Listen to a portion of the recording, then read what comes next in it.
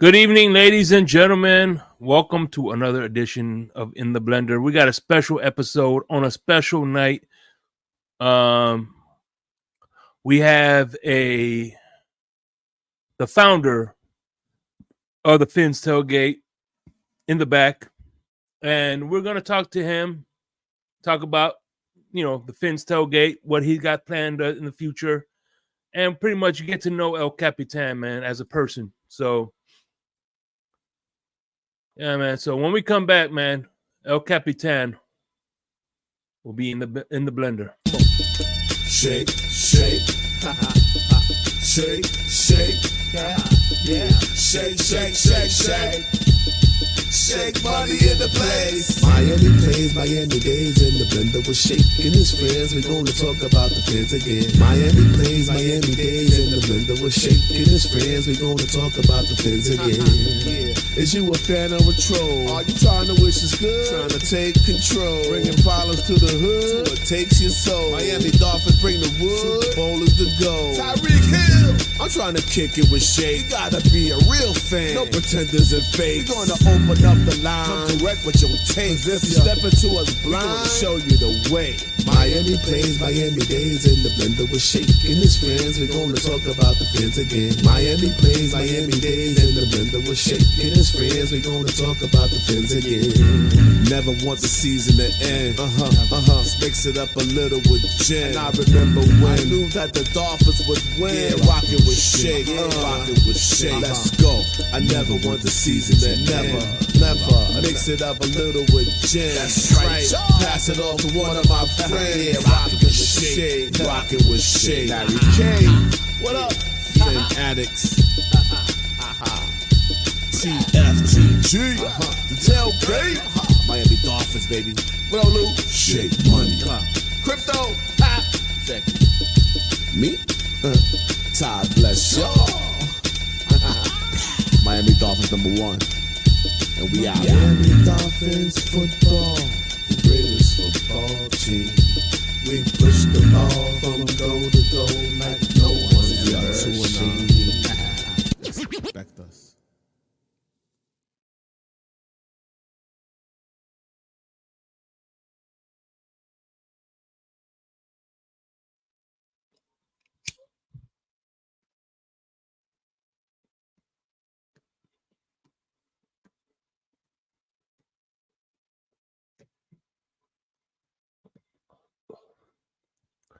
What's going on, everybody?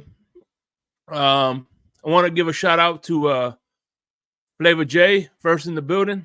Scott Jackson, my man. Hey, EM says El Capitan Recycles. Yeah, good dude, man. El Capitan Recycles. Costa Nostra, I got my popcorn. Michael K in the building. What's going on? And Color Commentary, another founding founder of the Finn's Tailgate. So anyway, this next guest, open his doors to me to the Finn's Tailgate, man. I have, thanks to him, I Smoke Lounge, Insomnia, the off-season show I did today. It's all because this next guest allowed me to live out my dream and live out my vision and help me succeed, man. I remember watching him and I said, damn, I like how he conducts himself with when chaos ensues in the panels. He's very cool and even. And today I'm proud I get to call him my friend, man. And no further ado, man, El Capitan, what's going on, brother? What up, Shay? Thanks for the intro, dog. Hey, man, thank you for everything that you've done for me, man. Listen, man, one thing I could honestly say, whenever I said, "Hey, El Capitan, can you call me and give me a few minutes?" You always make time for me, and that's something that is rare these days. You know what I'm saying? Oh yeah, dog. I mean, listen, you're not just a member of the gate. You know what I'm saying? All the guys, at the Finn's Tailgate with all the different shows. But you're my friend. You know what I'm saying? And anybody that's a friend to me that reaches out, whether it's through text. I've had plenty of people reach out to me, on Twitter and stuff like that really aren't they're not members of the Finn's Tailgate, but they are absolute friends and people that I've come to know over the last couple of years. You can now call on Twitter, which is dope. So I've talked to a couple people there, but you're one of the homies. You're one of the funny enough, early on in the Finn's Tailgate saga, I was giving away cards and stuff, and I might do that again one day. I got cards from the early 90s and stuff like that, late 80s, early 90s that I've collected, growing up as a fan of football and a fan of the Dolphins. But I was giving away cards, and you won some cards, and I was able to meet up with you and give them to you, over in, I think it was in North Fort Myers is where I met you and stuff like that. And then sometime later we talked more, and it was obvious you were a guy that needed, you had it. As far as the stage presence, the ability, and most importantly, the love and the desire to do what we do all the time. Because as you're learning, it's grueling. It'll take it out of you. It'll drain you. I've been doing it for a couple of years now, and I've done 10, 12-hour shows, tons of them, every single day doing shows. To this season, really not doing nearly as much as I used to, but that's in the grand scheme of everything, that I think that'll be a part of the ebbs and flows. But anyhow, after some time went by and you were getting closer, I was like, man, we gotta put Shake on. And I'm happy with all the guys that I've put on, part of the T.F.TG brand. But you carry yourself in the tailgate way as much as anybody else on this team. We got to deal with real dumb people in this fan base all the time, and it's hard. There's some in chat. I don't know who that guy is calling me a recycler, but just people like that guy. And there's other Bills fans that roll around. You got plenty of fans, but you got just as many haters as Shake. But really, as far as taking the ball and running with it goes, you've done that as much as anybody, including myself, a part of the team. And that was always the vision, right? I don't have to put EM on because no one would listen. That's why I don't put him on. Nobody would show up. Sucks. Sucks. I think the guy's very interesting and a good football take. But, word on the street is he don't know nothing about football, really. Yeah, but, like Pete says, you have to have talent and you got to have football knowledge. Remember the clip? Yes, that's true. Talent and football knowledge, and Ian might fall just short of those requirements. But no, but yeah, when what I always wanted with the tailgate, I'd never envisioned it as a El Capitan takes type of show, or I always envisioned it as something I wanted to be as a network. In the beginning, I had all this gumption and time, so I was really like, oh, I'm gonna do the heat, I'm gonna do the pan, I'm gonna do everything, I'm gonna find people for everything, I'm gonna help put them, I'm gonna help produce it all. We got HB in the back. What's up, Adam? We got HB in the back, our producer, who does such great work for the website and all of our thumbnails and stuff like that and everything. And it's just that dope intro of that video was by HB. Oh yeah, dude, as he's talented. But I'd always envisioned that, with HB and his talents and my work ethic and what we're trying to build, I can help bring people in and help get them going with the type of desires that you had and color and everybody else, obviously. And it's worked out for the most part. And, I'm proud of it. And I'm proud to continue it, as, it was never a short-term thing. This will be going on until YouTube ain't the site no more. We got to take it somewhere else. You know what I'm saying? So, like, one of the things that I was impressed with is the fact that, and I try to do the same thing, is the fact that Color and Crypto got in a heated debate. I mean, and you were able to, I know you were friends with Crypto a lot. I mean, Color a long time, but at the end of the day, you managed to be neutral and you didn't favor one over the other. You know what I'm saying? Yeah, sure. You it's like when I saw the episode, I saw like, you didn't take sides, not for a little bit. You were strictly down the middle. And one of the things that I think I attribute one of the reasons why you're like this on the show is because you do construction, correct? And Sure. I've seen those construction sites. Those guys could be, you know what I'm saying? You have to have some kind of brass to manage those guys that work construction, man. And that's not an easy task. How long have you been in the construction business? And I want to tell me some of the crazy stories that made you kind of prepare for this moment. You know what I'm saying? Well, I guess, I never really thought about it, how the type of work I've done, and the life I've lived has prepared me to be this way, as far as how you say down the middle. Never did it occur to me, but I'll give you some of the examples of how it is. So, like, we had a family flooring store when I was out of high school. So I worked for family for a long time, 15 years.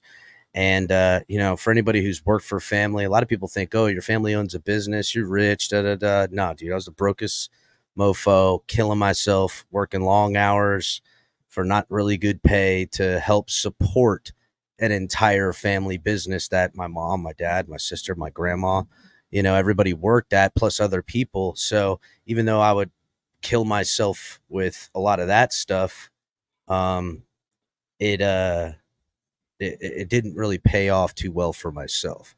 And without going into much details, um, when you work with family a long time and certain things, and my family's super close. We hang out all the time. We do everything together. And we had a business and stuff. There is an overwhelming amount of, when you work with family, there's this bitterness that creates a little bit.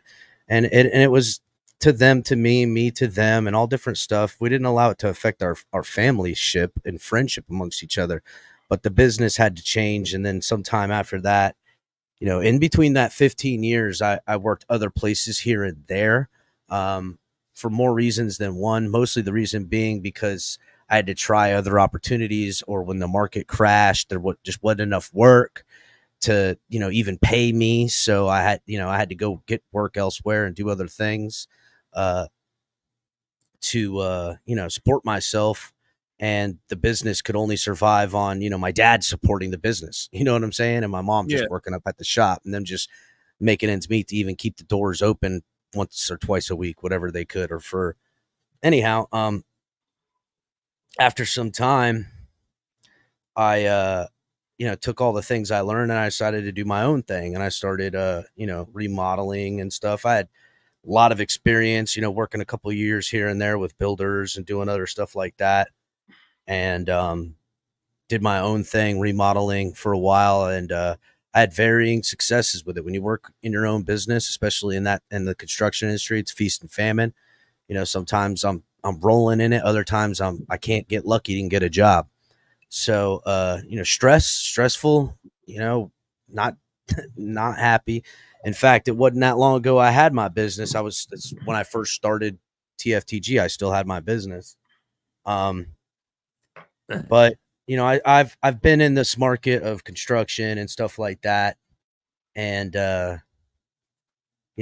I've understood it. And,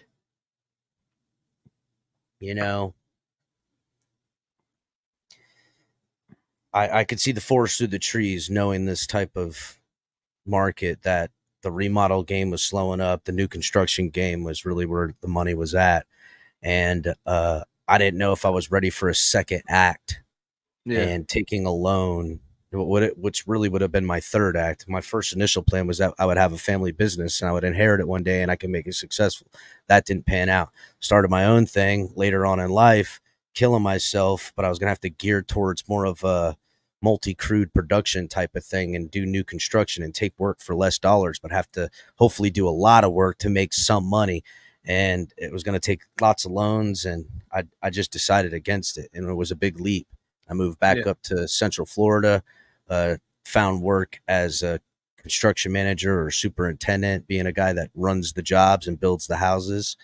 And that's been a great move for me. It really has. It's been more stable, more stability. I'm working for a really good company now. And, you know, really, I would say in how managing construction sites and managing the Finn's tailgate, there is some similarities and skill sets that I bring to it. But I would say more so, um, playing football and growing up playing it. I played it for, from 7 years old to 18 years old, as much as I could, as much as they'd let me. And, doing all the things I did in my younger youth, good and a lot of bad. Just understanding life a lot. And you know, there's an important lesson. And I coach my son's team now, and I tell these kids this too. And I tell a lot of people that listen to it that there's such an important thing about sports that is relative to life.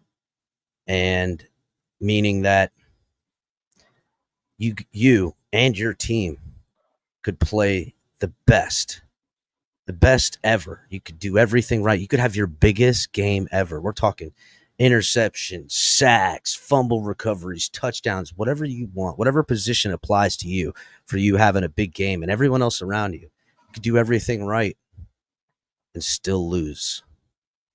Yeah. And that's a lesson that I try to teach to the kids. I learned myself, and I've applied it to life.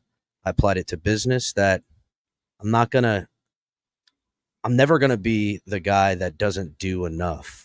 I'll kill myself for victory, for work, but still sometimes shit just don't work out. And Yeah. I'm not gonna harp on that. I'm not gonna, allow that to discourage me. Letting go to failures, or whether they be your fault, anybody's fault, or whatever, it's just the better way to be. And when it comes to the business and the life stuff and how it applies to managing T.F.TG and the guys and the things, I'm just that kind of way. I'm wired that way a little bit. I get upset. I get angry. Fuck, I can get downright meaner than anybody you know, and vicious than you've seen or would think. But at the same time, I'm gonna let most of it just roll right off my back, dog, because it's not worth the time, the energy to fight. And more along the lines, my heart is kind in nature to the fact that I want them to feel that way. Nothing's that serious to allow it to make you quit, allow it to make you give up, allow it to make you hold a grudge, things like that. I agree. And there's a saying that, and you kind of remind me of it in a way. There's a saying that goes, "You can't control the outcome, but you can control the effort you put into what you do." That's right. And another thing I preach to my kid and to the players and stuff like that, and a mantra I have is that get some self-control, because you can't you can't control anything in this world. So get some self-control, because you can barely do that. Yeah. Because as much as I want, I could save up all the money in the world, but Microsoft can go down and I can't get any of my money and turn around and it's all gone. Or, there could be a massive conflict and the world is no longer, they're all at it and stuff. There could be a million things that could derail everything, all your hard work, all your savings, all your comforts, all the things you think you have that are victories to yourself, that are, whatever you think. Don't hold on to any of that. I mean, yeah, you have to, but don't hold on to something so tight that if it's gone, it'll break you. That goes in love, that goes in life, that goes in everything, bro. And I try to live that way. I'm not impervious to hurt, heartache, or loss or anything like that, but I'm always trying to remind myself to be this way and act this way, because it's a good example to set. And in my experience, it calms people down and it allows people to feel heard, because I'm actually listening. You know what I'm saying? Hell yeah, that's what's up, man. And what do you with the programming now? What do you got going on? I know you say you're doing some things with green screens and stuff like that. How are you guys thinking about going into the season? So This is gonna be like what, your third season or fourth season? This will be the third season. It's odd because the first season started in the first week of November, second week of November. So like I started it in the middle of the season. Uh, so we'll be celebrating 3 years on November 11th.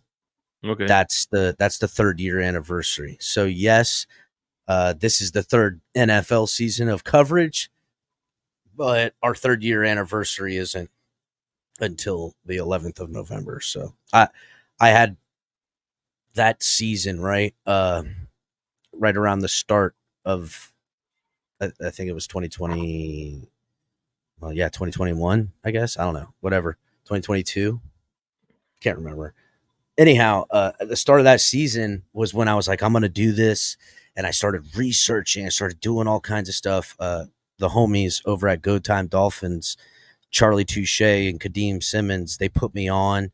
They had me in as a fan guest and stuff like that. And I've been putting in the work, trying to learn stuff, and they really turned me on to just getting out there and for lack of a better term, breaking my on screen cherry to get what it's like to do this and know people are going to see me out there in the world, because that's the hump right there in the beginning. Is you're going to do something, and if you look like an idiot, you sound like an idiot, people call you on whatever, can you take it? I'm a guy I could take it, because you ain't gonna hurt me, dog. I mean, you can, but not really. Like, what are you gonna do? What are you gonna say? What are you gonna say and do to make me go, oh, I'm never doing this again? Nothing. There's nothing anyone could ever do to do that. It just wouldn't happen. You could drudge up every dirty secret I've got and have every nasty bad thing I've ever done on tape. I'd still go, yeah, it was fucked up. I did that. You know what I'm saying? That's how I handle shit. That's how I live. It's how how it is. But the homies over there put me on, and I was still cranking away, learning, doing. Dude, I never been so energized and so just. It'd been years since something really captured me. The way I was up till 3 o'clock in the morning watching videos, reading things on obscure sites to learn how to produce this better. I mean, there's tens of thousands of hours that I had to learn from just the research on doing it and making sure when I came out that I had a plan. I knew how I was going to execute it. I knew how I wanted to look. I knew all these things. And once I sat there and I'm like, all right, I'm ready to go. I'm going to start in the off season. I said, I couldn't wait anymore. I couldn't wait anymore. And November 11th, I did the first episode, and then it was history from there. And yeah. I remember showing. I remember last time you were on the Blender, you was with Brandon the Bookie and someone else. I can't remember his name right now. Oh, Big Kev. Yeah, Big Kevin, and yeah, you were the captain at the time. Yeah, I was still workshopping, dog. It was the captain. Yep. But at the end of the day, look, if you look at, like, for instance, the first episode I did of Insomnia to the last episode, you can see the big difference. You know what I'm saying? Difference, buddy. The first difference, the same thing with the Smoke Lounge, the same thing with this show. You know what I'm saying? At the end of the day, one thing that I try to do is I try to listen to myself and find improvements. Because look, one thing and one thing Lewis was saying, that I don't give a damn. I try many things. You know what I'm saying? Mm-hmm. I don't give a damn. But look, when you play an instrument for the first time, you're not going to sound good. Nope. And you can't be afraid to sound terrible, because the more you practice that instrument, the better you're going to sound eventually. You know what I mean? So it ain't. There's no such thing as there's no substitute for real world experience. At the end of the day. No, there's not. On job experience will kill it. You work out the kinks in live time. There is something to be said, about preparation, but I don't think you can. you can prepare all you want. You're never going to be ready for that moment, right? When it comes, you just got to hopefully ride through it. And then you just grow. You keep growing. You keep, like you said, seeing and listening, you know, it's, it's not easy, right? It's difficult. There's a lot of difficult things in it. Yeah, you can come on here and just spout off or make short little videos and stuff like that. And there's a craft in there as well. But to come in and day out, to put on the purple jacket, metaphorically speaking, to entertain and make, take educating stuff and opinionated stuff, but also make it entertaining. It's a work, it's a job, and it does not pay very well, if at all anything. If in fact I'm consistently hemorrhaging money on this, wasting. If I took the numbers and showed you guys how much I've sank into energy and time and then the money for everything, it would be embarrassing, but it's still worth it because, selfishly, this is for me and for you guys to share with. And that was selfishly what I wanted. And I knew I was signing myself up for those things. I told you I did all the research ahead of time. So I regret nothing on that. And I Oh won't. yeah. And I don't. And so to me, growth in it is only proving that my risk was worth it. My risk on myself, my risk on my guys, my risk on, the finances I'm putting behind it. Would we like more views? We like more subscribers. We like more money and more growth. Absolutely. But I'm not ashamed or upset by how I can visualize seeing us really getting better all the time, getting more all the time. And I'm proud of it. I'm proud of you guys. I'm proud of this team I have. And, it's dope, bro. And Yeah. one day when I tell somebody, hey, I do a YouTube podcast, you're going to go, dude, I fucking know. I've seen you. I know who you are, blah, blah, blah, blah. And it's going to be in a random setting. Yeah, it'll probably take 10 years from now, but it'll be dope when that happens. You know what I'm saying? Hell yeah. And here's the thing, man. When you started, you had a good foundation with Color and Ali. Those are great foundational pieces you started with. Then Lewis came on. Then myself. Now you have Crypto, KP, and the latest one, Mr. Polk. Yeah. So with the originals, right? The originals being, Brandon the Bookie and Big Kev. Both I knew wasn't as committed as I am, but both those guys are super plugged in to a lot of the stuff that not just early on, but still to this day, that is utilized and mined for not just inside, no BS, inside information type stuff from, I wish I had more energy and time for college because both those dudes are so plugged in with college stuff and people that's how I get, great information through the NFL because of the people they know and meet. I'm not going to go any further on that, but I kind of not assumed, but I kind of knew that it was going to be a long shot for them to hold in forever. Now, one day they'll probably come back when I have more, they have more time potentially. They're never off. But it was Mike on the mic. That was a guy early on that and honestly, when Mike and I on screen, we had this great chemistry. He was super knowledgeable. Our back and forth was great. It was sad that, life had, he had some personal life stuff and things like that demanded more of his attention. And he made the right decisions for himself in his personal life to walk away from this stuff. I miss him. Yeah, DTA too, King DTA as well. DTA, another guy who, not unlike Mike on the mic, came in later down the line. Color. So Color, I noticed Color early before I was doing content in TD's chat when I was still doing research and watching here and there and stuff like that. And I would make comments in the chat, and Color had these obscure jokes that he would put in chat, and I would be dying laughing, and then I could see that they were this weird, obscure, highbrow typey jokes that a lot of people didn't get, you know. And he still does them. It's the color, the color freaking Lando takes color.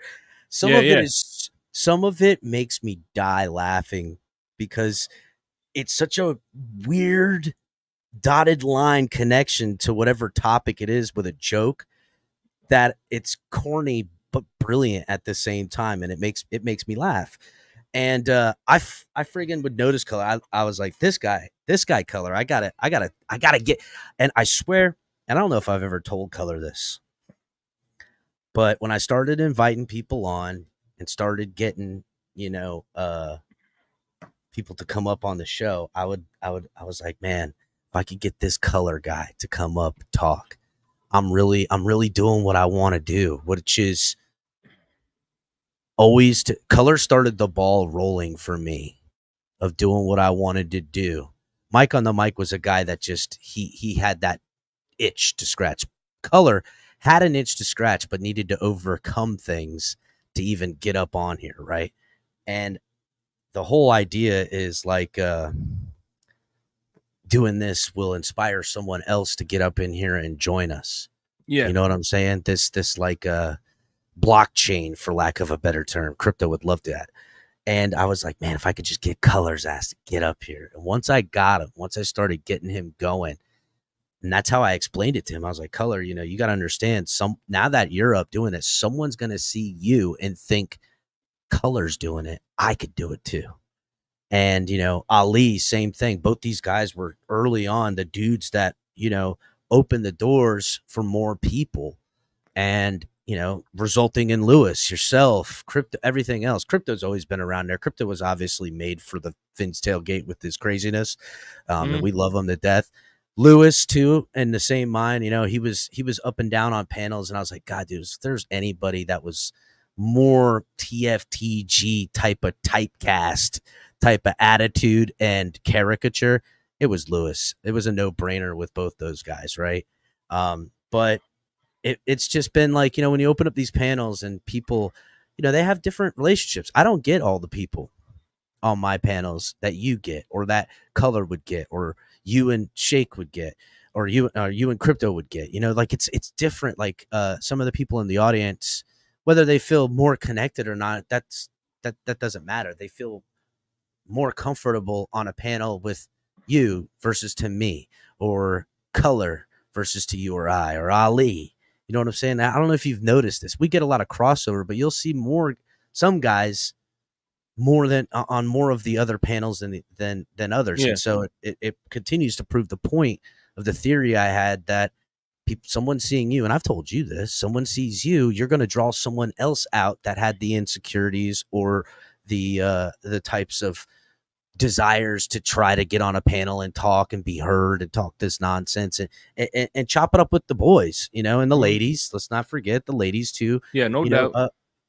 Come up here and do what the ideology was. Yes, it's educational. Yes, it's comedic, but it's a tailgate, man. All are welcomed.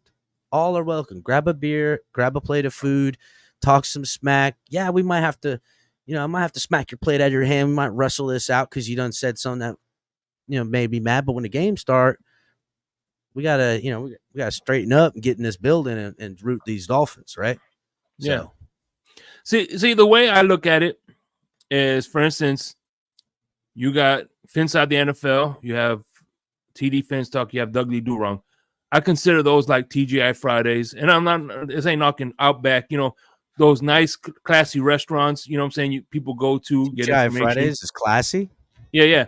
But we're that dive bar. Oh, we're that dive bar that, you know what I'm saying? There's going to be a chair thrown around, or somebody's going to get in a fight is eventually going to break out. Yeah, at the end of the night at a TGI Fridays, they're vacuuming the room. They're getting underneath all the tables, all the old food and straw wrappers and stuff like that, and flipping the chairs and doing that whole nonsense. At the tailgate, they're sweeping out, they're spraying off the floors and sweeping broken glass and blood out the front door. Yep. Oh man, and yesterday was no exception, man. Lewis came in there and ripped Sharif and Peter New One, which Yeah, I everybody know. was digging it. Well, yeah, I mean, it's there's only so much some of us could handle. I was listening in. I was busy, and then I heard Lou come up. I was like, thank God. Hey, I knew somebody was going to come up there and take care of this. He did, but and listen, I love Pete, love Sharif, but they like to make fun of the team, and I can handle it. I make fun of the team too. Dang, I probably made fun of them harder than most, but it's only so much somebody could take before And of course, you clapbacks happen. every once in a while you get scummy with. Did we cut to it yet?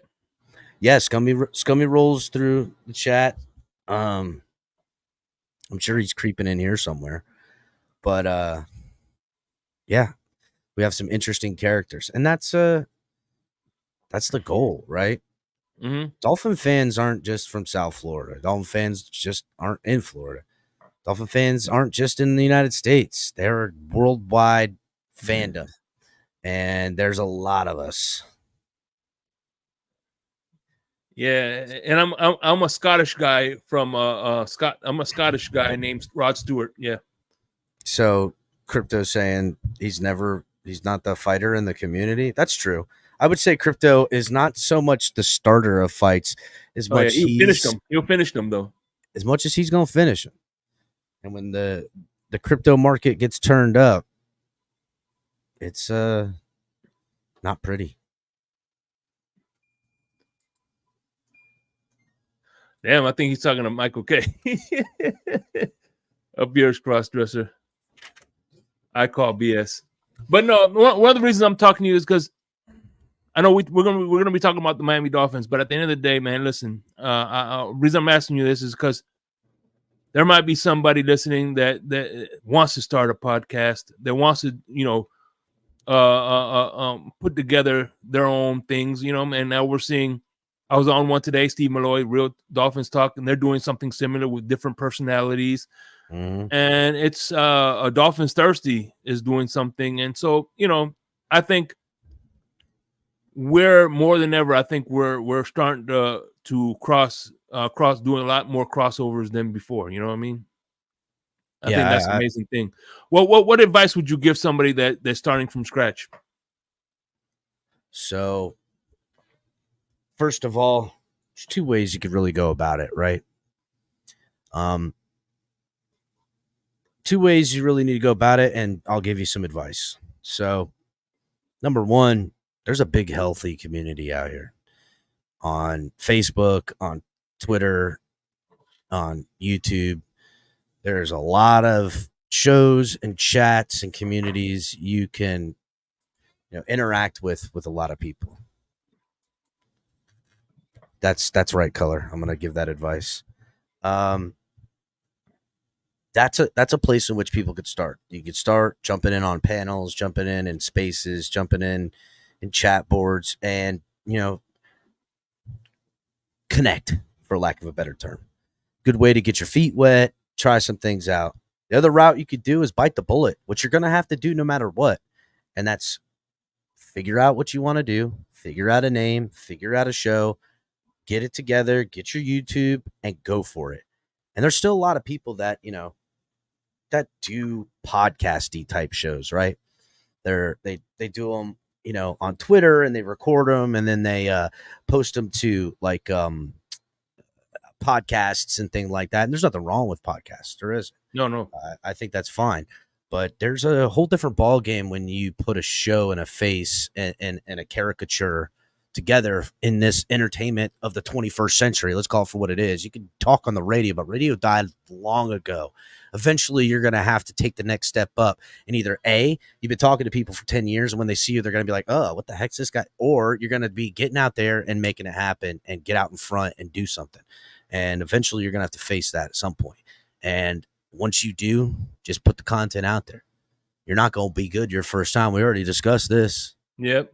You're not going to be your best, and you're always going to have to, continue. A lot of these guys I see, they start these channels, they do 1 episode, 2 episodes, they explode, right? Because that's how the algorithm works. You're new, you're making a video, they'll explode. And then comes the dip. And then they either A, start overthinking it. What did I do right in these ones that make this one, not good and stuff like that? I thought I did everything the same way, blah, blah, blah. It's not. The algorithm's going to be fickle in that way. So people got to learn that about it. So you have to remain consistent, and you got to try to get better, and you have to, take the good with the bad. And sometimes you got to do it. You got to be in it for the right reasons, bro.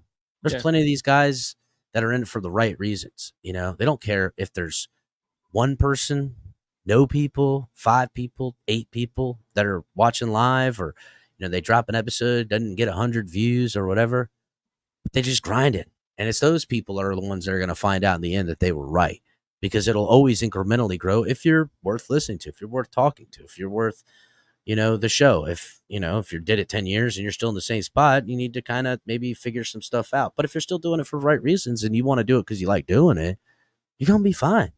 Yeah. If you're in this to get rich, if you're in this to get famous, you're in it for the wrong reasons, and you ain't going to get either. Because, well, you might if you got money to throw behind it and you want to juice the algorithm, and, or if you're already rich and you just want recognition. We've seen plenty of douchebags do that around here. But, it is what it is. The best advice is research, man. Be prepared, and then go for it. And once you go for it, don't stop. Don't stop. And here's another piece of advice I'm going to give everybody, right? Be prepared for comments like this. It's easy to cross over when teams can't win a playoff game. So, listen, at the end of the day, people see that and get triggered by Michael K. Michael K, he could be a douchebag, but you know what? At the end of the day, I think he does it with good intentions. It's ribbing. I don't think, to be honest with you, I don't think Michael K has a bad bone in his body. He just likes to put a rise out of people. You know what I'm saying? I don't think he's a bad guy at all.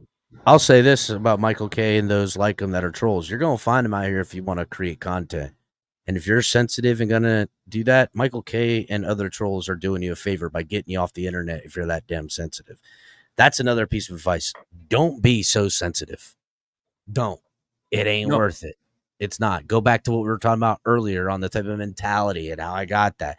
That's why it works for me. It's why it works for others. Don't get me wrong. Some people get wired up, and maybe it will. It'll probably wire me up one day when I've been doing it 6, 7, 8 years, and I'm, sick of hearing this or whatever. I don't know. Again, I don't give a damn. So, but that's kind of, Michael K and other trolls are doing a service. They're keeping people in check, I guess. I don't.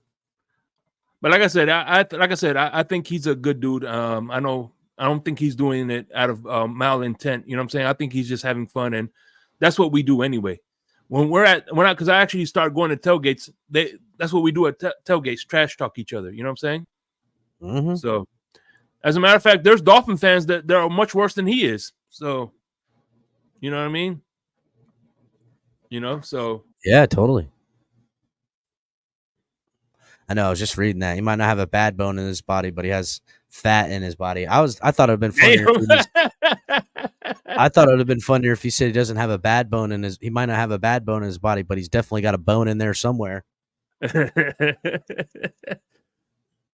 Man. There you go. See, Two-Side love spam sandwiches. Goddamn. That's probably true. Honestly, that's probably a fact. He probably does. Michael, yeah, that's the official food of the Bills tailgate, spam. That's right. Yep. Any type of nasty meat they want to put in their mouths. Let's be real. Hell yeah. So anyway, let's now we got we talked about the content creation aspect. Let's get to the meat and potatoes here. What did you think of the Dolphins team last year? I think heading into the season, what grade would you give them? Well, I would say, overall a B grade, not a B plus, not a B minus. I would say the end result lands on a B to me right now. Early on in this season, before the season started, on paper, team to be excited about, right? Equally this year, but we'll get to that later. High expectations, rookie coach. We want to see, was it a rookie coach? No, it wasn't a rookie coach. My fault. Second season for the coach. We wanted to see, what changes there were going to be. Tua taking a step forward. All that stuff. Tua having, the best, most yards in the NFL last year, which is a feather in his cap.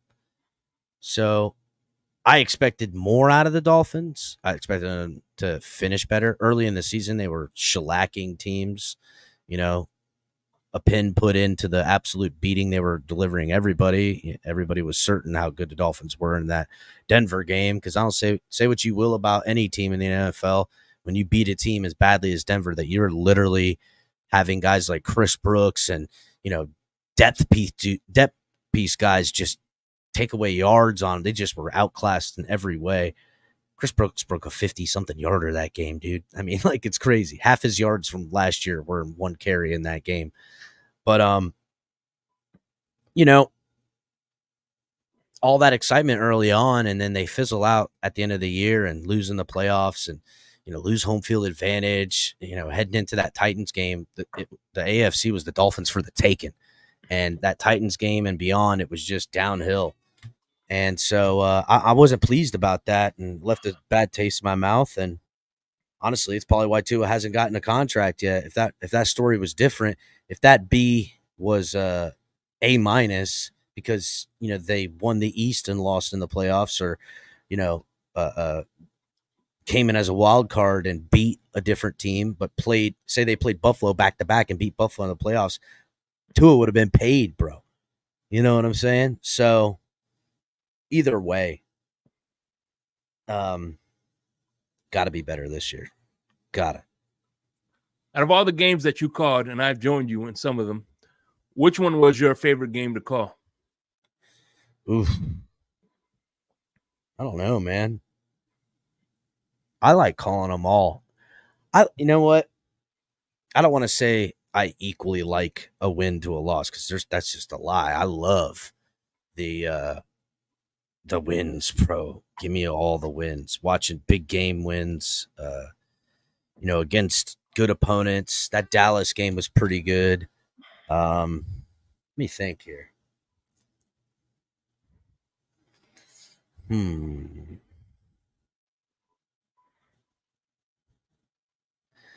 I don't know, buddy. I don't know which one it would be my favorite game that I called last year. But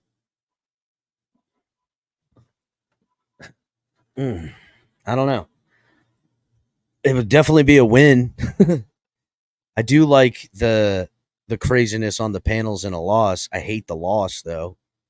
So there is a silver lining to, at least in a content wise.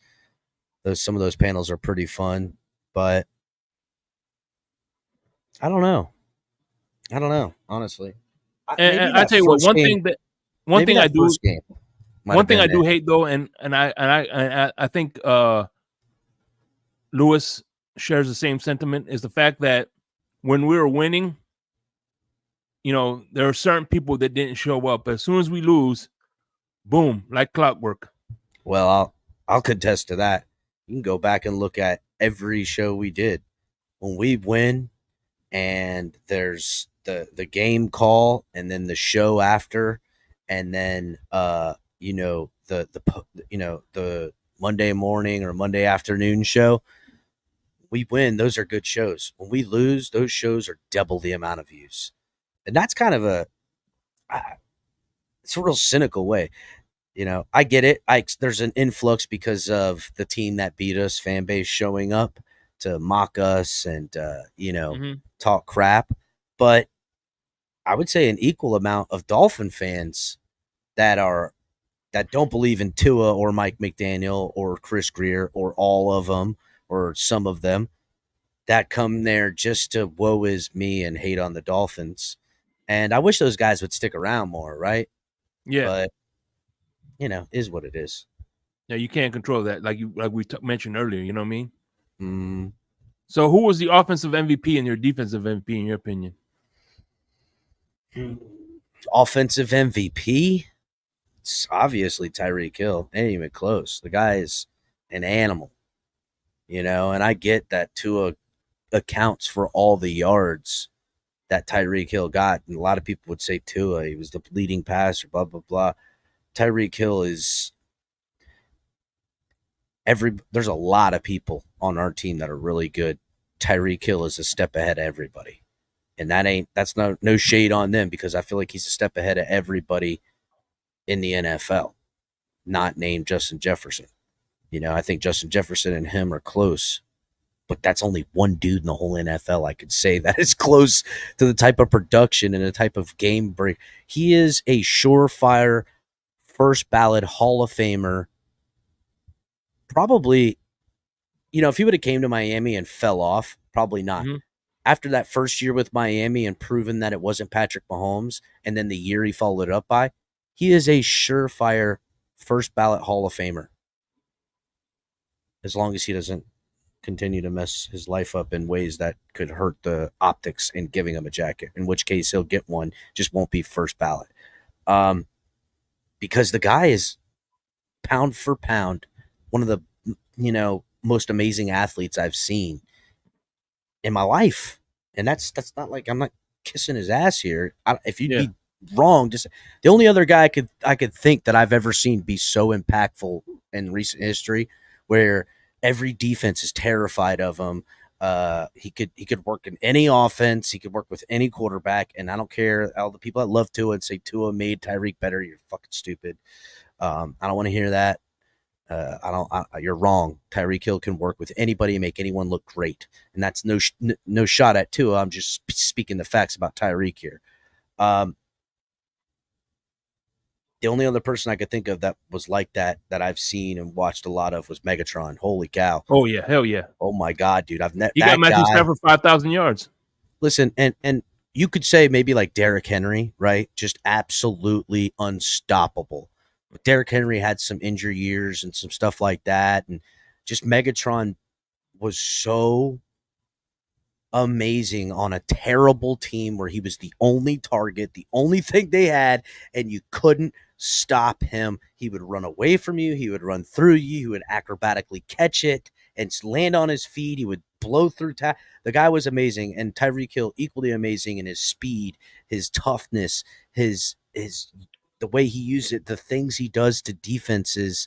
Cam Newton in his prime, but it was a short prime considering what Calvin Johnson did and what Tyreek Hill is doing. You know what I'm saying? I'm talking about guys that are doing it for years, just owning the whole league. It's really only two that I could think of. T.O. was damn good, but even T.O. matched up with everything, and Calvin Johnson, it's not close.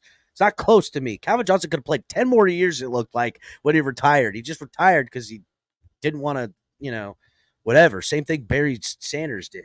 But Calvin Johnson, amazing. Amazing. On defense,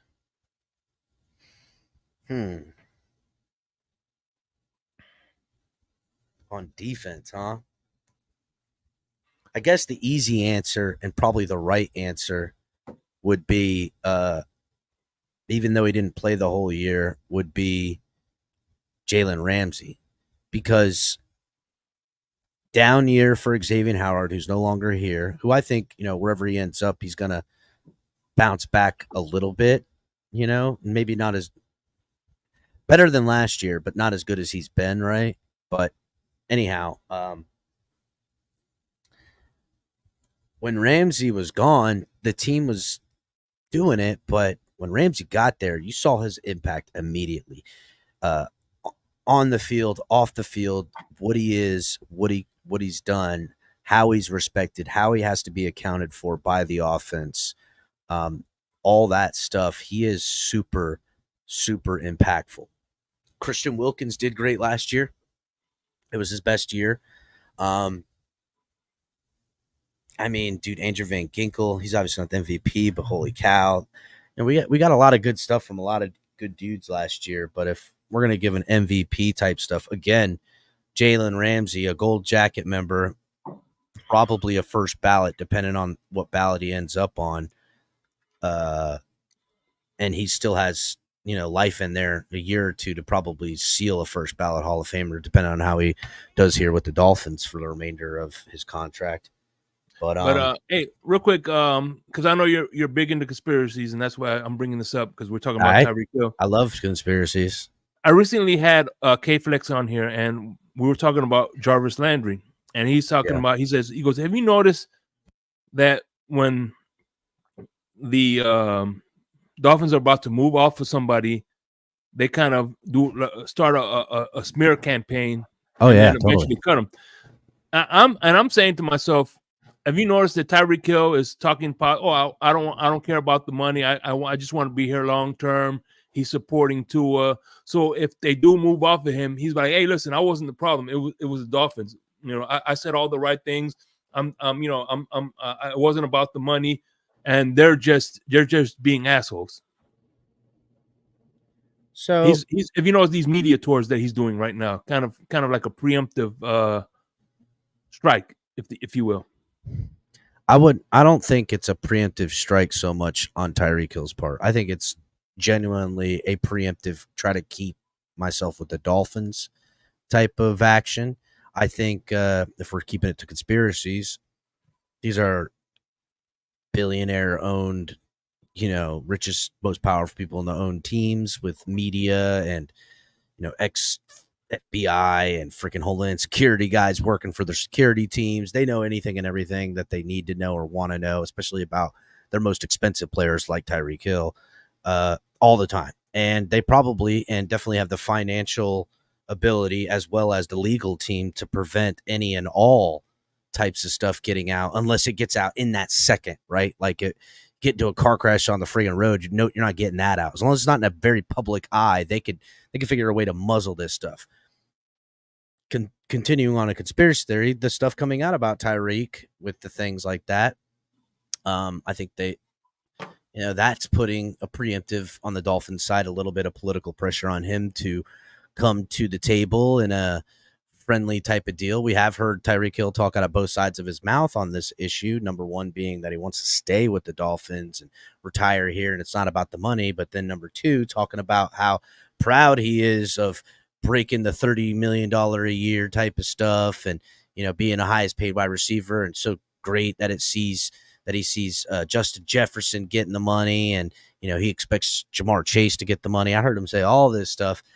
But let's not act like he ain't trying to get that money too, dog. And I just got through telling you, probably the most electrifying player in the league right now. Still got to capitalize. Buddy's got 1 million kids. Buddy's on his whatever number marriage. Yeah. Pregnant again. He's got responsibilities, and he's trying to get his while he can get it.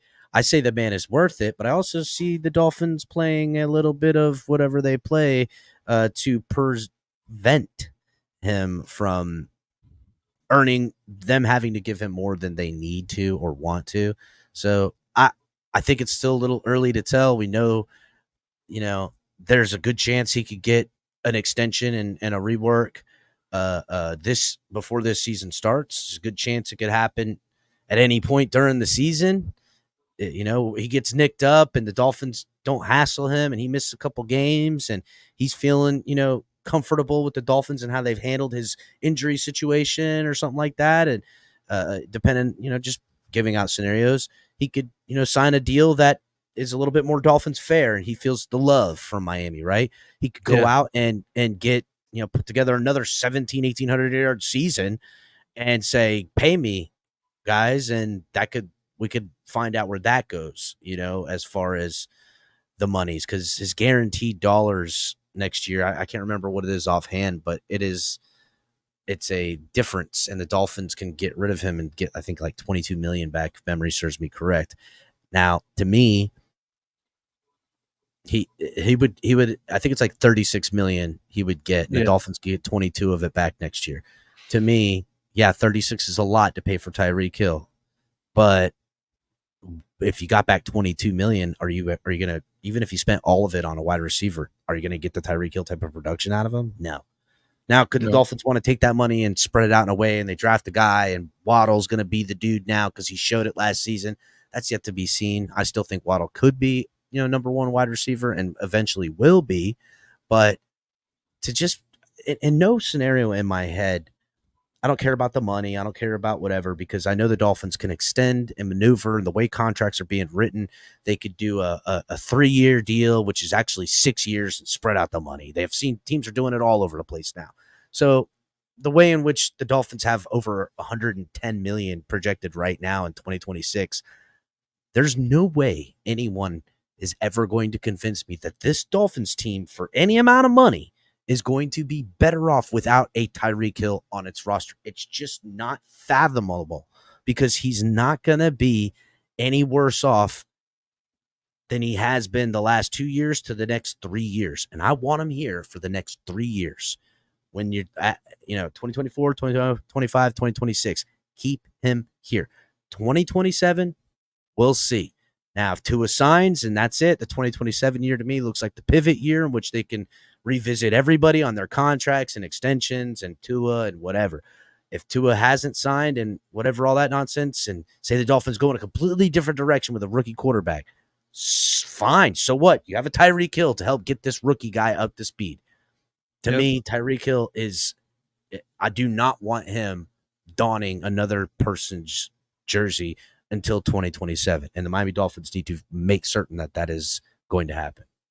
Well, I got this exclusive clip of Mike McDaniels talking about Tyreek Hill. Let me know if you can hear it. Did you guys see Tyreek Hill has a new baby mama? Jesus Christ, he's got 10,000 career yards and 12 children. The guy is as fast as a cheetah, and he's one of the best receivers in the NFL. But the man averages around one child every 800 yards. That stat tells you all you need to know. Tyreek is a great route runner, but he needs to work on his pullout game. And that's going to be the main focus of the Miami Dolphins during training camp. Did you guys see Tyreek Hill? There you go. So, bold by Mike McDaniel, because Tyreek Hill is obviously that's AI, but you know what I'm saying? That shit was funny, so. Yeah, I get it.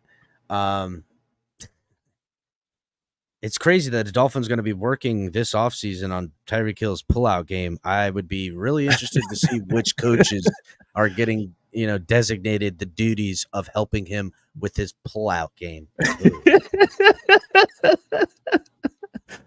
Goddamn. But no, I thought we, just get a laugh out of that, man. You can't get a laugh. I don't know. That ain't funny. I don't know what it is, man. But at any rate, man, one thing about Hard Knocks was the one thing I liked about Hard Knocks was that every Tuesday or Wednesday, I think it was Tuesday or Wednesday, me, you, Lewis would start the stream from TMI Tuesday. We'd watch it. You know what I'm saying? And then start TMI Tuesday. That was I think that was an awesome tradition. I loved it, dude. I loved it too. I liked sitting here and watching with the boys, and then TMI Tuesday would come on, and we would all derail TMI Tuesday with Hard Knocks talk. Because TMI Tuesday with the Tonk 7, the homie, one of the OGs, I've known him my whole life since birth, Tonk, Brent, his show is different. And I love it personally. I like the difference. It's a good change of pace for the tailgate type of shows we all have, and the Dolphins content. But he was such a good sport about being a host, but playing a fan, listening and asking questions about Hard Knocks, and learning about it too. It was great. Yeah, his WNBA segment. And listen, Tonk has got some stuff that he's working on. He for any of you guys that don't know, one of his passion projects that he has, and he's talked about it on TMI a couple times now, is that he's managing and promoting rappers in Seattle, and he's getting these venues and reaching out to rappers and stuff like that, and hosting them in this venue and facilitating all this stuff. And he's meeting guys that would blow your mind if I went through their names. I'm not going to list them right now. He's meeting all these guys, and he's starting to talk to him about coming on the show and talking some sports with us, stuff like that. So look for TMI, to start getting some rappers that you're gonna that you listen to. People, I'm not joking. There's some real fucking big names that he's been throwing at me about saying, "Hey, I'm gonna try to get this dude on. I think we make this happen."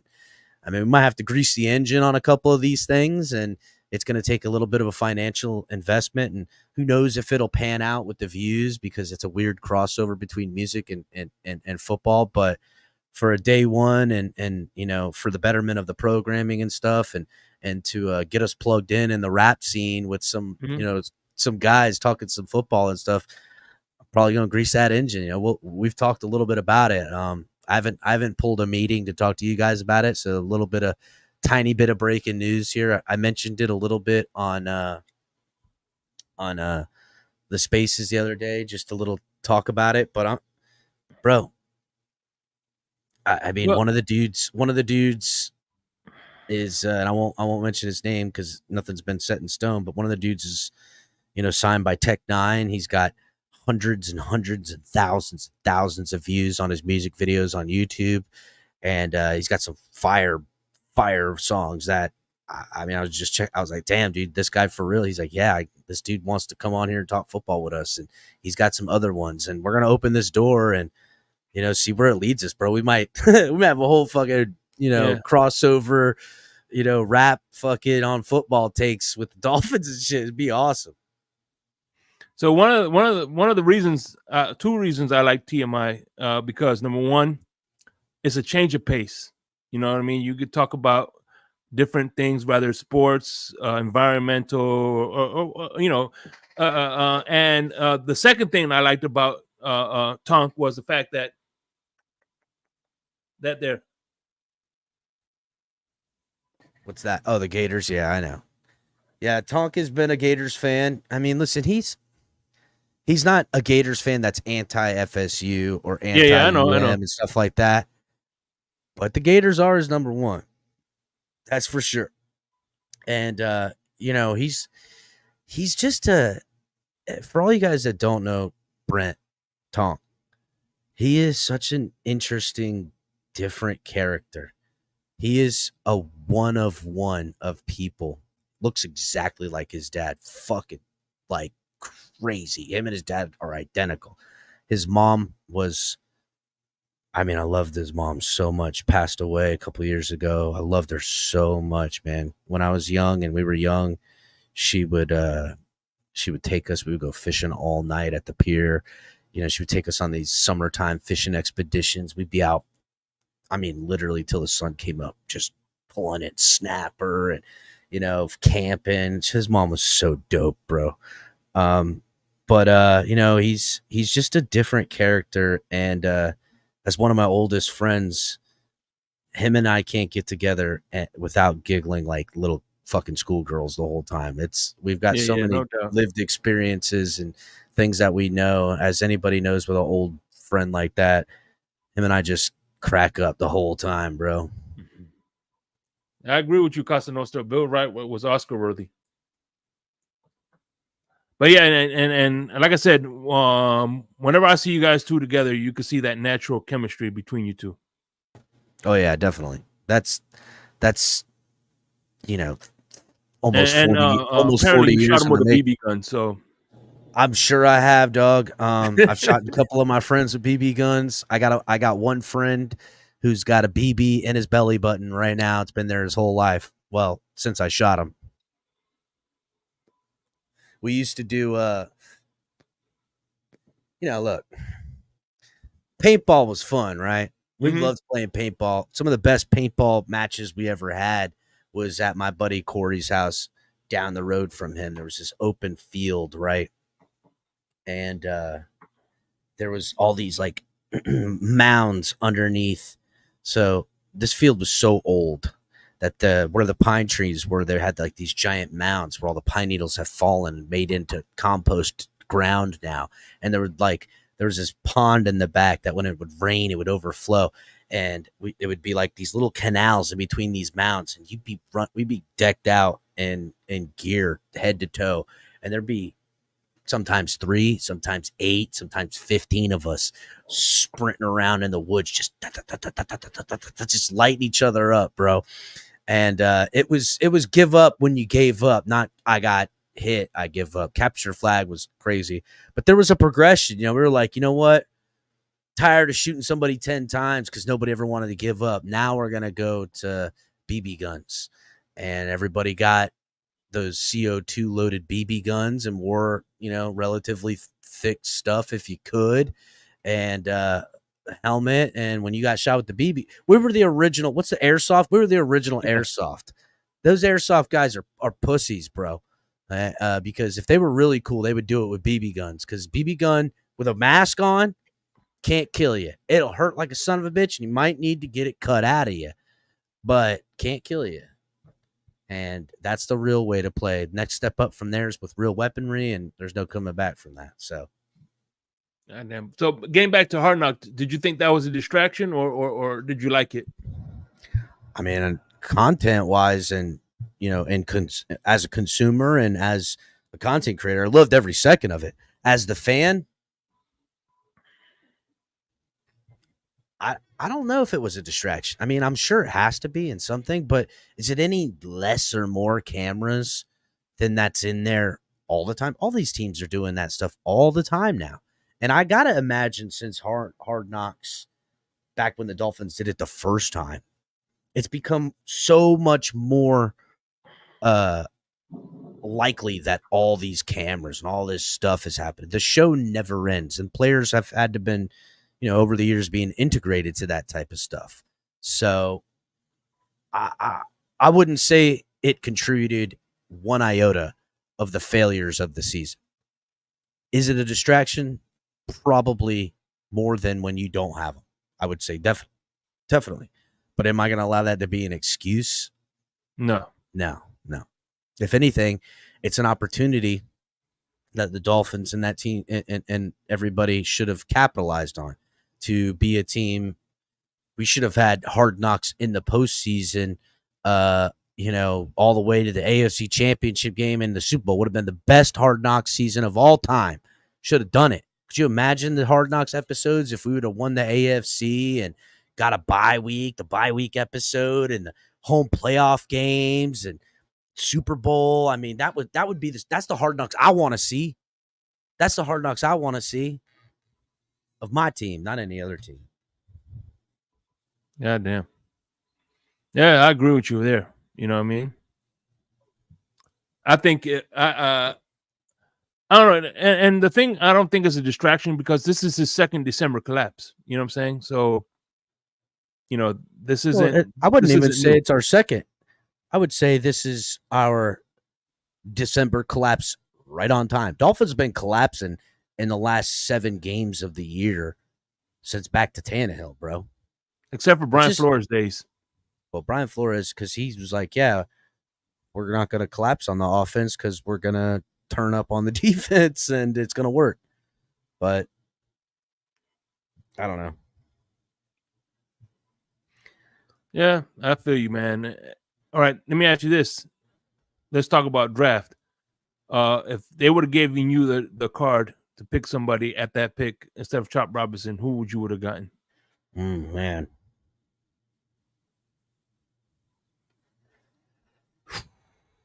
I don't know, buddy, because I know some of the guys I had hoped to target there weren't available.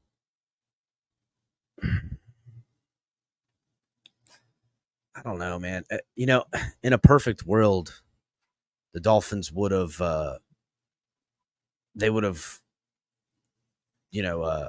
traded back.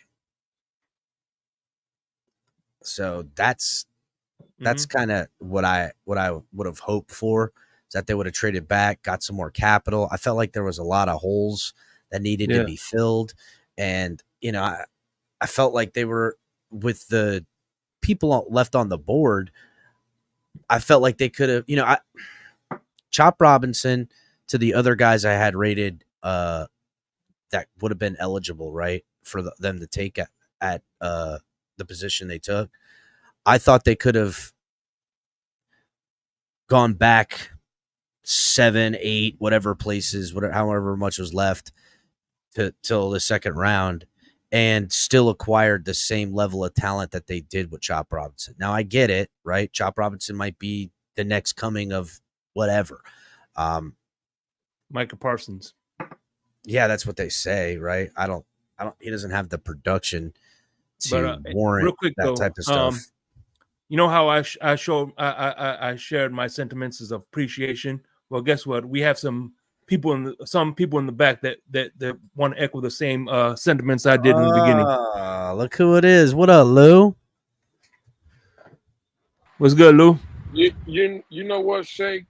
This kind of caught me off guard, bro. You know, you send a link saying to come through, and I've been listening for a while. I'm still trying to figure out who the hell this is you have in the blender.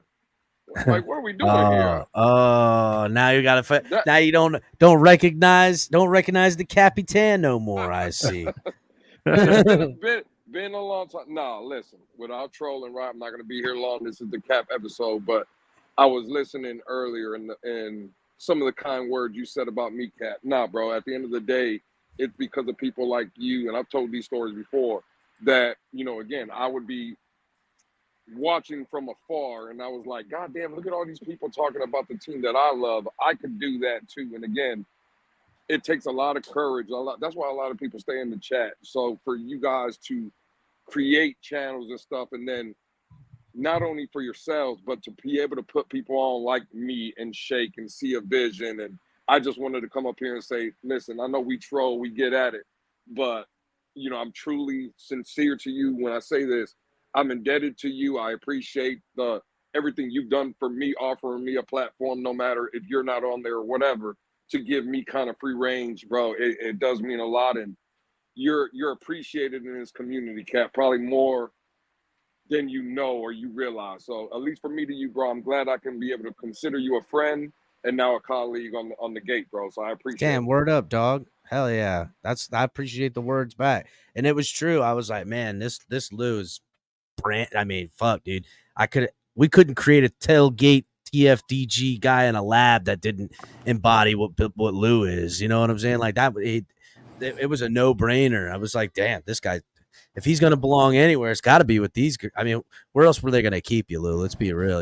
They're not keeping me anywhere either, dog. You know what I'm saying? They ain't keeping the guys like us out here. That's what the gate's all about. Well, listen, I go to it, and I know Mr. Parker's up here. I know there's a couple probably guys that are going to come up here. But from my end, bro, like, I see myself as a perfect fit to your point with the gate, because the one thing I do appreciate that with that channel, and I go everywhere, right? I've been on multiple things, and I'm not saying one is better than the other or whatever. But the one thing that the tailgate does, there's no gatekeeping there. Now, we've seen on other channels, hey, we might not want to do panel shows, or we keep this guy away, or at least at the tailgate, it don't matter what color you are, what side of the fence you are on this team or whatever, or if you're not even a fan of this team, the tailgate is here. And again, is to its true form in the name, it's a tailgate. At Dolphin tailgates, you see other fan bases there, you see other people there. So to your point, I don't think I could fit in any better place than the Fins tailgate. And I just appreciate being a part of the team. Hell yeah, dog. Word up. Yeah, it's and catch T.F.TG Network, the Cooking Folk Apron, Lou inspired Cooking Folk Apron. Make sure to get them for this year. It's and Mr. Polk, newest addition too. Family member, been around for a minute. And we're happy to have him aboard in the gate capacity. And again, Lou, I'm proud of what we've all done. I'm happy, for the team I got, and as Mr. Polk being the latest of additions, it will continue to grow, and that's what this is all about. Because, with other fan base, like I don't want to not hear from other people. I want, and me and you, Lou, we've talked about this. We get into the hard conversations too. I want to show me who you are, and then we can have a discussion on my agreements and disagreements with what you are. Don't hide, don't lie, be honest. And there's a lot of fun and humor we could have in the honesty. And then there's some stuff, there's some people that we ain't all about, but we ain't gonna find out if we ain't all about them if we don't have platforms like I hope we've created to present for this arena that I felt like was, there's great content creators out there, but this arena, this type of programming, this type of stuff felt like it needed a home, and I feel like all of us with the tailgate are facilitating that. And as a home and a family it grows. That's what we do. God damn, That's well, Cap. well said, Cap. Yeah. Yeah, because I'm be straight. I appreciate you guys having with Finn's tailgate, because honestly, I missed a lot of years, working and missing out on the NFL football and also our Miami Dolphins. So I'm at the point in my life right now where I'm in the retirement stage, and it's giving me more time to try to catch up on the NFL and the Dolphins. And I've been on other platforms, and I'm not calling no names, where even in the chat room, people would jump on you because you don't know as much about football as they do. But here, or you just don't agree with them, no, go ahead. Or whether you know or don't know, or they don't agree with you, so they jump all over you too. Right. Yeah, like crypto. Who? Here we go. Nah, but with you guys, man, I'm learning from each and every one of you, because you all have different opinions about the NFL and the Miami Dolphins. So I'm learning from you guys, each and every one of you, and I really appreciate you guys not kicking me out or jumping down my throats and what have you, because I've been through that on other platforms. So El Cap, I appreciate all you guys, man. Shake, Lou, Crypto, with some other ones. Appreciate y'all, man. Absolutely, Mr. Paul. And that's the beauty of all this, right? Like, you can go down the list of content creators and you can see that maybe there was a relationship at one time and now there's not, or people do things together and all of a sudden on an episode or whatever, something is said, it rubs someone the wrong way, and then you don't see the same kind of relationship. At the tailgate, bro, I've watched Crypto and Color almost kill each other. Right? Like, on stream. What do you mean?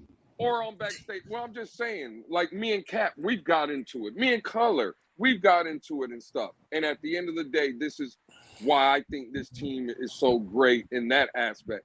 Because I'll take Crypto and Color again, for example.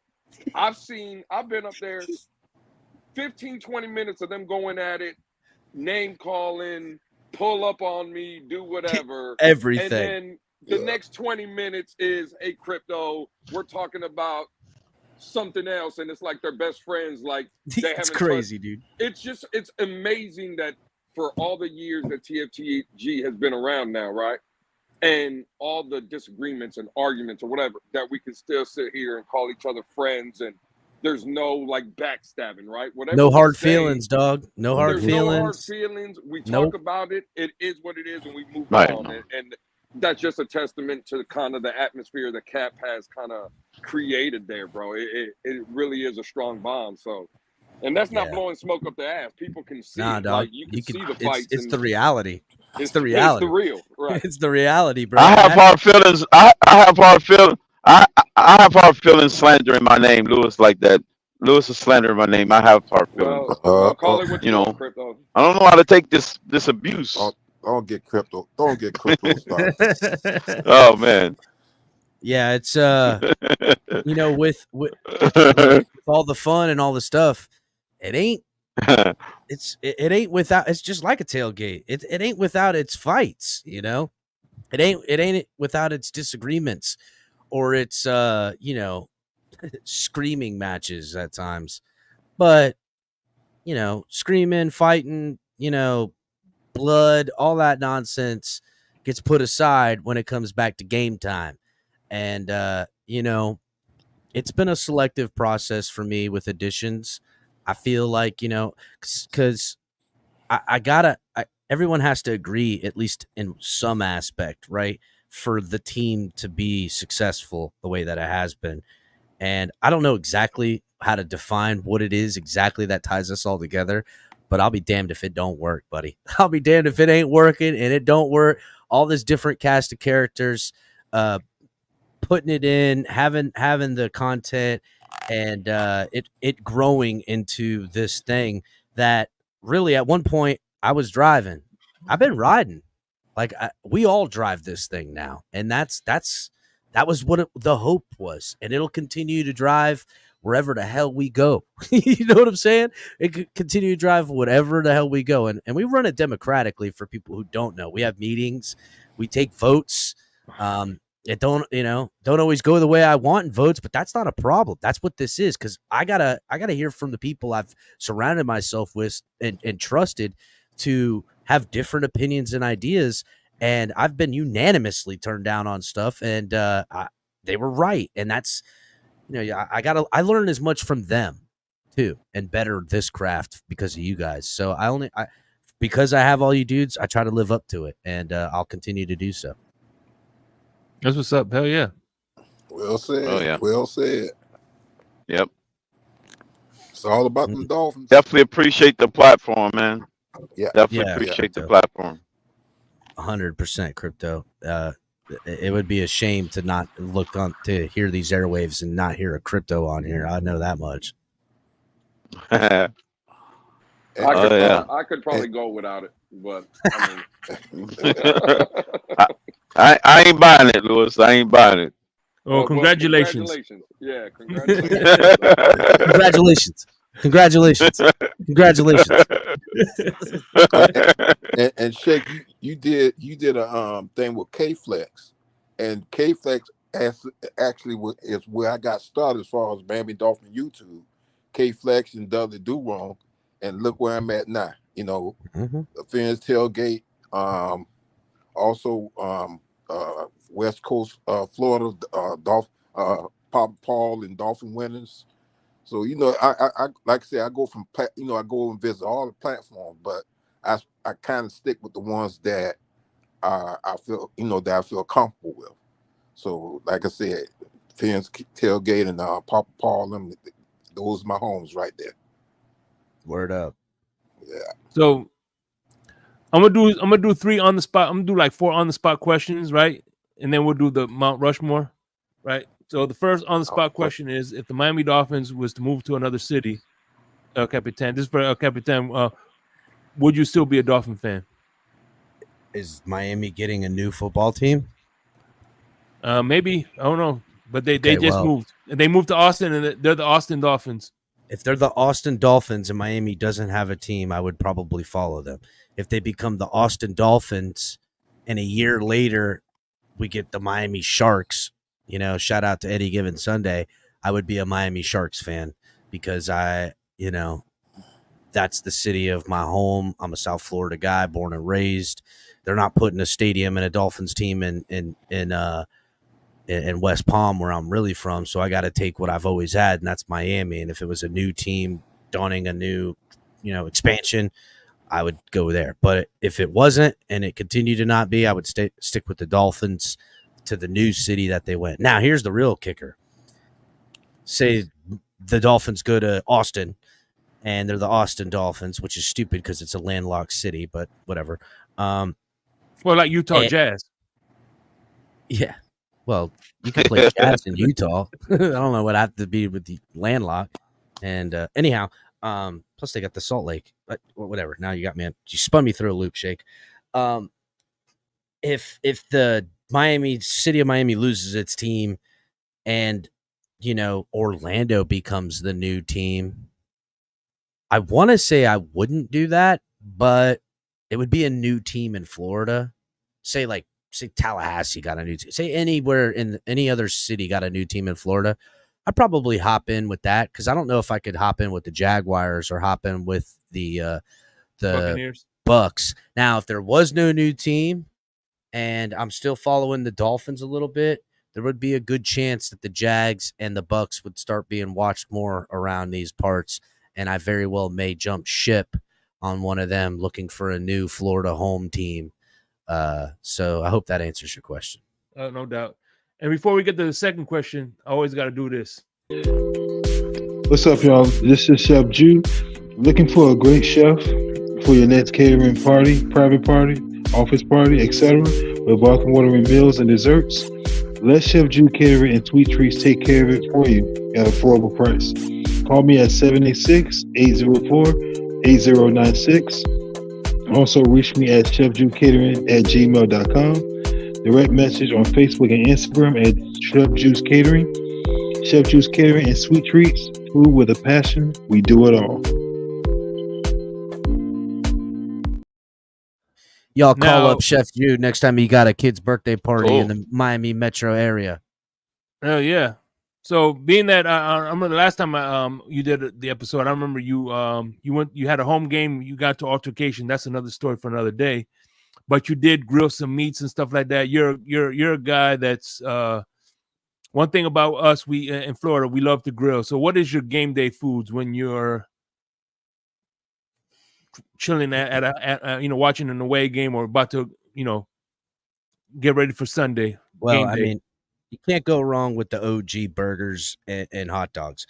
It's cheap, it's effective. You can make a million of them, and you can eat your fill. And when you come back from the game, there's leftovers, and you get to eat again, and be all right.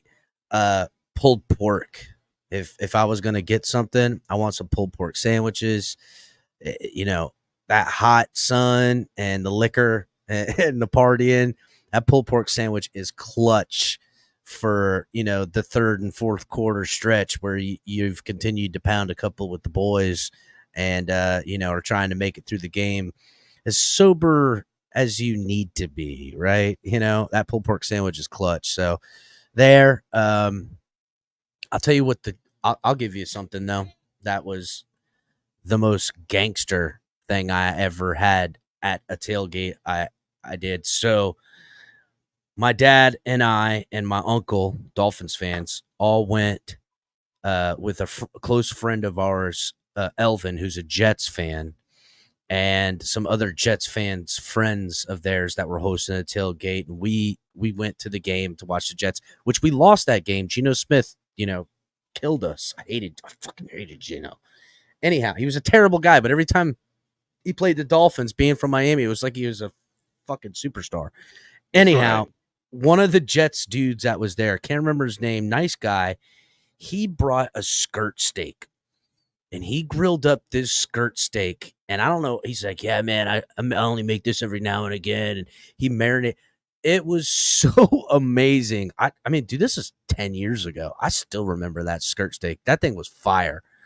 But yeah, that was a good one. That was a good thing. I don't think I'm grilling skirt steak because typically, and especially now with the tailgate that it is, what am I bring one skirt steak and just keep it for me and a couple people? Nah, if we're grilling and we're doing it, we gotta go for quantity over quality. So it'll probably be the pork, the hamburgers, and for crypto we'll have hot dogs. Yeah. Oh yeah, and all right. I got you. Yeah, I was Chicken about hot to say- dogs. I was about to say, Shake, there's probably no need to ask Cap the third question. I'm pretty sure I'm his favorite at T.F.TG. Oh, So, word. Oh, yeah, word. I'm pretty sure we could just skip the third question. I'm sure Oh, you have to okay. Shake. Okay. All right. I don't want to put words in Cap's mouth, but Is that the question? Yeah. Who's my Yeah. favorite at the gate? Well, I would take seniority over it all. Would have to be that's PC. It's part of the election it now. would have to be it would have yeah, listen. He's in his politician. First of all, right now. First He's of all, trying to be everybody put- there is really great. They're really great people, great at their job, been great to the community. Tonk is my day one motherfucker, dog. I've known him for forever. Tonk is the But, day one. Tonk is a day Damn. one in my life and one of my closest friends, godfather to my kids, all that stuff. I don't get to see him not nearly as much as I used to, and it sucks. He lives, as far away as he could be, and when he comes here and visits, he's either visiting St. Pete for family or down in South Florida for family, and I'm completely not in there. And it's always during the week because it's cheaper for him, and he needs to do it that way. And I can't get out of work, so that's kind of on me. He's actually coming here next week, but I'm going to be up in the Panhandle, so I'm going to be even further away from potentially seeing him. But maybe we can work something out. We'll see. But anyhow, if you're really pulling my leg, and I think everybody would understand this, it's my guy Color, dude. Color and I have become, real close friends, like all of us. And Color and I have these weird similarities, with him being from, around the corner, going to the high school next to my house. We're our age gap is different, obviously. Like, he's a Gen Xer and I'm a fucking millennial, I guess. I don't know. But when we talk about stuff, and he's like, yeah, over here and there, and he names streets, I know exactly where he's talking about. And again, going back to what I said earlier about Color, is that I noticed him early on before I was even doing shows in chat. And although it was Mike on the mic that I started doing shows with first, it was Color that I was trying to talk to. Like the faceless names that haven't got up on panels that are in people's chats, our chat, whatever, that I'm talking to now, that the embodiment of who's really on the other side of that screen and that name, me questioning, wanting to know, wanting to see, it was Color. That was the first guy. And Color helped me get beyond this point, that this thing I was trying to accomplish and do was possible because Color came up and Color did this. And I'll be grateful for him.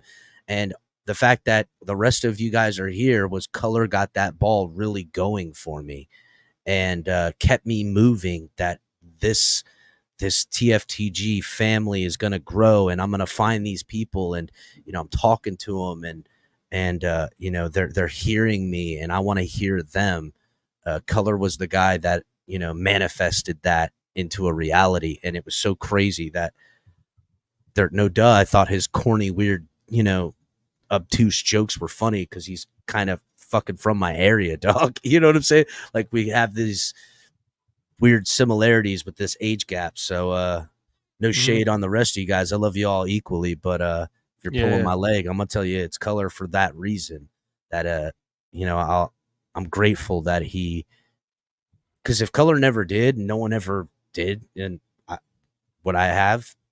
would this show be that, or would it just be me in front of a screen? And yeah, I'd bring you guys up, but would I have changed how I thought about doing it and not go the multi-guy panel? Like, it could have gone.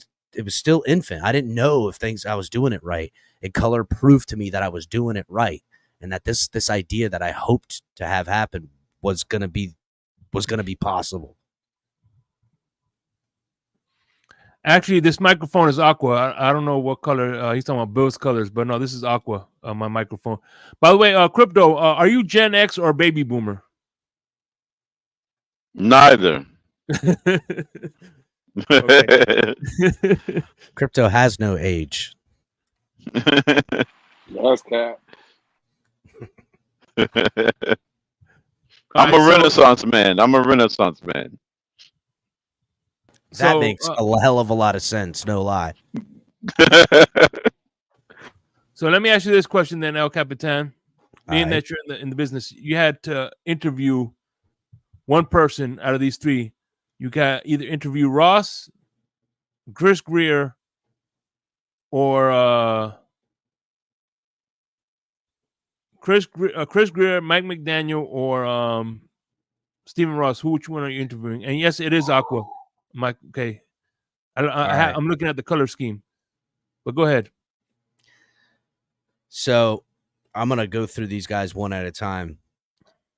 I think a lot of people would say Mike McDaniel because he's charismatic. He's funny. We see him in these interviews. I think that if it was me with Mike McDaniel, it would be an amazing show, right? The laughing, the joking, all the stuff, plus all the nitty gritty type of stuff that he is as a coach and a play caller and how he thinks of the game. And he's got that quirky, like, I don't know, type of little bit of Rain Man thing going on with the football knowledge type of stuff, which I love, right?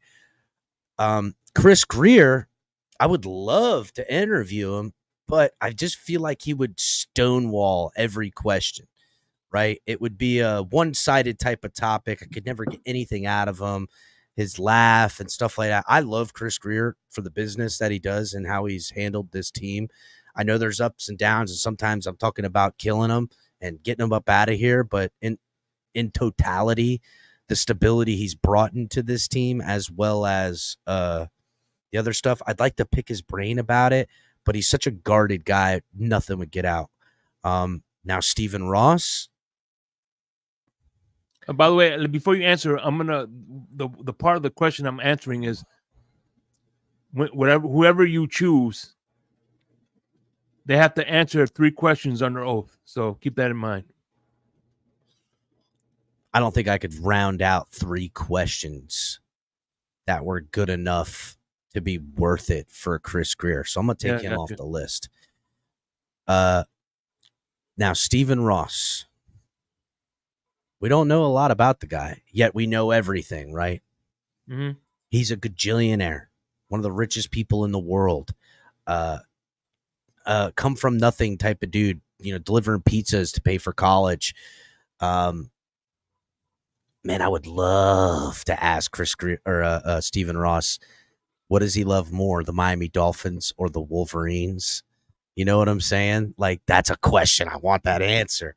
I'm gonna say Stephen Ross. Listen, I get it, and it's probably an unpopular pick because a lot of people would say, "Hey, Mike McDaniel, da da da da." To me, a one-on-one interview with Stephen Ross is a never in a lifetime opportunity to sit down with a guy who is smart and savvy and rich and accomplished to the point where he bought a team. His USFL days, his relationship with former President Trump, trying to get in the NFL and being blackballed for the deals that he did in years before. The real estate stuff, the building he has in Manhattan that runs off recycled garbage. Like, there's so many things. The international stuff. Damn.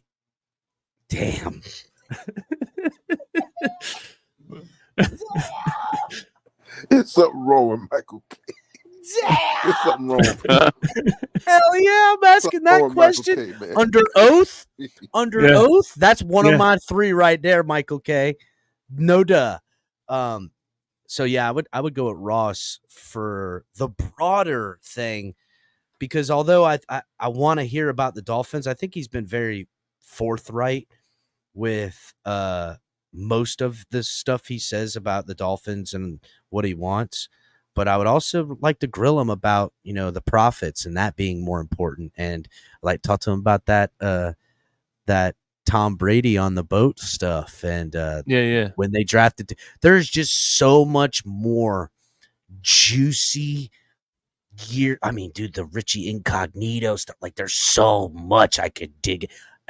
I could talk to that guy for hours if he would give me the goods and the dirt on the stuff. You know what I'm saying? Like, I would, if he had to stay there and had to answer a minimum of 3 questions, I would grill the mortal hell out of him on a lot of stuff after making him as comfortable as I can. But I don't think as much charisma and savviness and anything I could do could throw Stephen Ross off of his game to feel comfortable enough to just start spouting off at the mouth. But I would want to give it every fucking inch of try I had.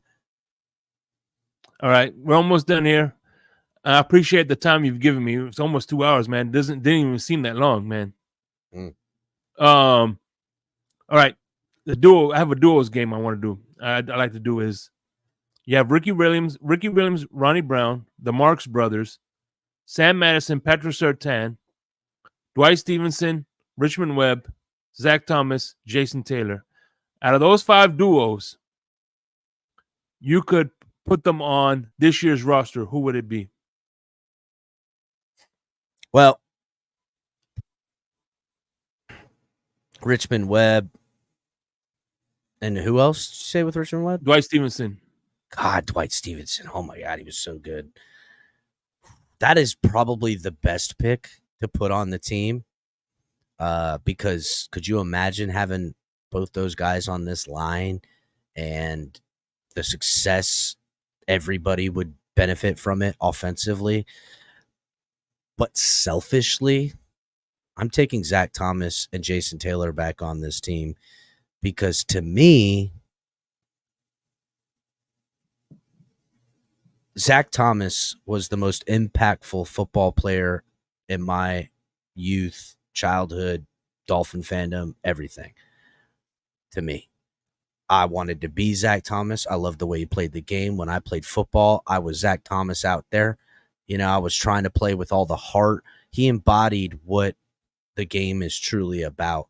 And Jason Taylor as well, undersized, all that stuff. But it was Zach mostly for me. And I love Jason. I mean, equally. I would say 1A would be Zach and, 1B would be Jason. And I couldn't pass up the inner child that fell in love with football, playing it and watching it.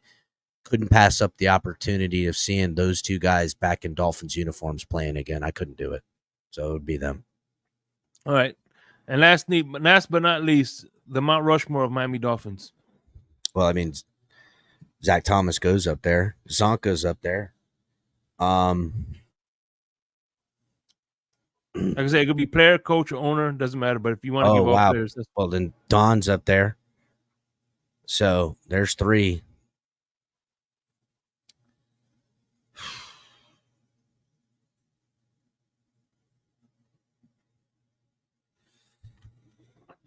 Dan.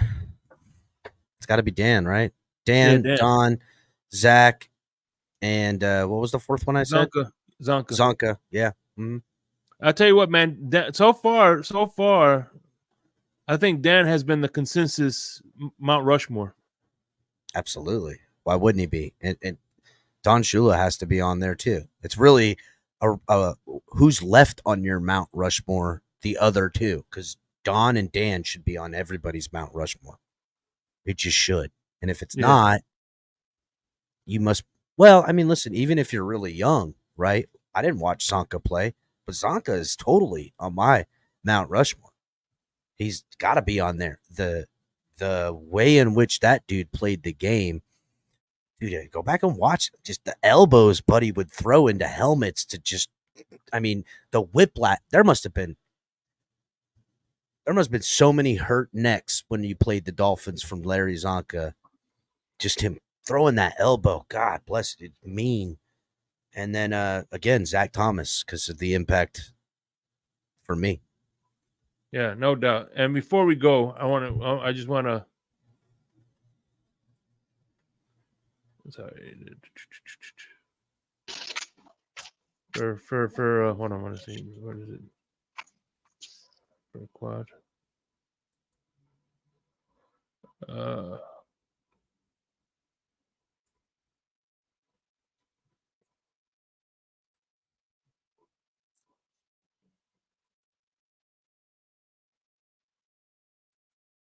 See, this is blue. This is aqua. Blue. Yeah, dummy. Aqua. Yeah, then again, it's the Buffalo education system, so I really don't. Yeah, I don't even know why you're wasting your time. This guy's an idiot. Anyway, final thoughts, my brother, and once again, thank you for everything, man. And this is, I couldn't end season 2 without you, man. Thanks, brother. Final thoughts is that this will not be my final thoughts. You'll always be able to see me on the Finn's tailgate. You'll always be able to catch Shake, Crypto, Lou, Crazy Dolphin, Mr. Paul, Ali, Color, KP, Taunt, all of us. You're gonna be able to see us. The final thought might be the final thought of this episode, but it's never the final thought coming out of this mouth. That's for sure. Yeah, damn right. Season's getting ready to start. I got stuff I've been working on, things that are going to be coming out. And it's only getting ramped up, buddy. And we ain't going nowhere forever, you know, until they make us leave. And even then, if they made us leave all streaming platforms, that's why we got the website. Because you'd have to take out the website to stop the tailgate. Yeah. And by the way, speaking of which, I started the day at noon with my video game segment. Then I was on Real Talk Dolphins. Then I did the show. Now, in less than an hour, on the Finn's Tailgate, me and Crypto will be doing Insomnia. So, look at that. Yeah. Look at that. It never ends. So for everybody who's out there wanting to start their own channel and own programming, it's a grind. And we grind all the time. I've got so much. I worked from noon to right before this show, just like you, Shake.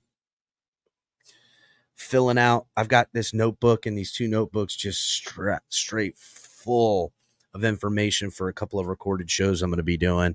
And, just that's what it takes, guys, to do it and have the mild success we've had at the Finn's Tailgate, which has been, decent. It's hasn't been the most successful, but it hasn't been one of the least either. And that's because we work super hard at it, man. And we put a lot of time into it.